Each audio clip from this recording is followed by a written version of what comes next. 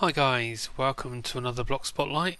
Today we're going to be having a look at a new block added to thermal expansion fairly recently. This one is called the liquid transposer, and what it's designed to do is to empty and fill different containers with their fluids. So if we have a look at the interface here, um, actually let me close any eye down so that it's not in the way. What we can see here is your energy tab, which along with all of the other thermal expansion machines, you're probably very familiar with this by now if you've been playing with this mod. You have the maximum power is 2 Minecraft joules a tick, which that would be equal to either an electrical engine, an unmodified electrical engine, or a hobbyist steam engine, or 2 Stirling engines, something along those lines, 2P engines. And we have, of course, the power bar on the left hand side, which will hold up to 2400 Minecraft joules. Now, the way this whole interface here works is you have a little button here which will toggle between input and output of the fluid, and as you can see, usually with these, blue is your input and your orange is your output. You can also do it so that the liquid in the machine is holding is your input, and then your output would be filled or emptied, like so. Fairly straightforward. Should be very easy to see just by the state of the bucket exactly what it's going to do. And if that was in any doubt, this progress bar here will switch around depending on which mode it's on. Now we also have the redstone control tab here, which, as you are probably aware, you can disable redstone control completely or toggle whether the machine will work with a high or a low signal. And then your outputs, you can configure exactly where each output you want to go. So blue is your inputs, it's going to insert into that slot, and the orange is your output.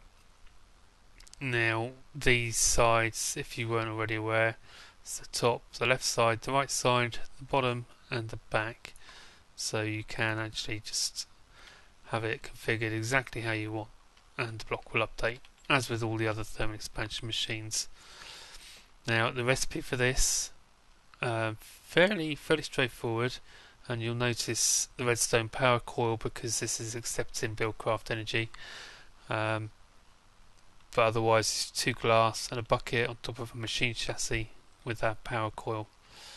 Now to actually see it in action, I've got this one filled with energy already.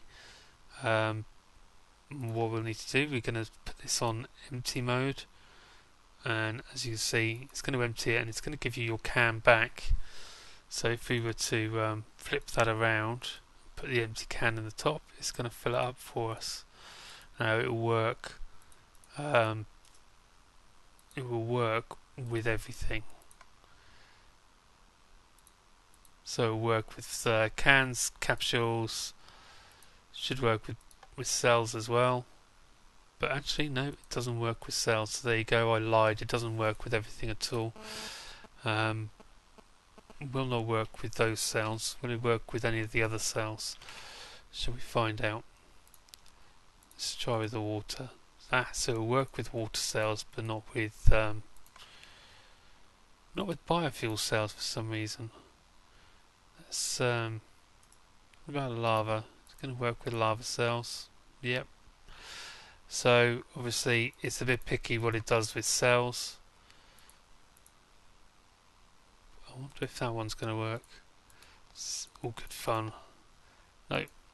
So just water and lava cells. It will work with the cans and capsules for everything else. And it will also work with buckets, of course. Give you your bucket back. But it does take Buildcraft power to do that. So it's kind of Well, you can build something very similar with red power that doesn't require buildcraft power, but this seems like quite a useful block to me. Certainly it will save you transporting some of these liquids long distances, and still give you back your materials that you use to make your containers, so you can reuse that. Will certainly cut the cost down, save you using tank carts or big long pipe runs. So extremely useful machine again from thermal expansion. So I hope you find that useful, and we'll see you next time. Thanks for watching.